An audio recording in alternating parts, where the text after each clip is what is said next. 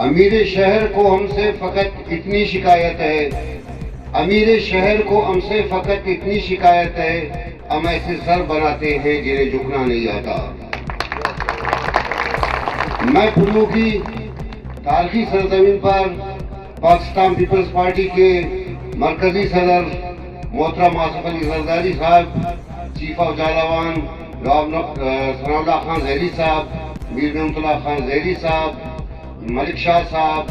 اور میں اپنے دوسرے قائدین کو خوش آمدید کہتا ہوں۔ محترم زرداری صاحب، میں کہتا ہوں آج گوادر کی نیرگن ساحل سے لے کر بولانگ کی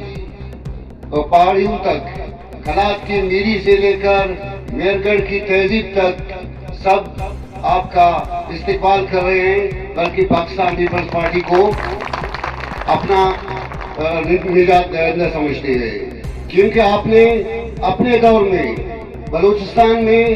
جن سیاسی قیدیوں کو رہائی دی، آپ نے بلوچستان کو NFC ایوارڈ دیا، آپ نے بلوچستان میں جو احساس محرومی تھی، احساس کمتری تھی، اس کو کم کرنے کی جو کوشش کی، میرے خیال میں پاکستان کی تاریخ میں کسی نے ایسا نہیں کیا ہے۔ اور یہ آج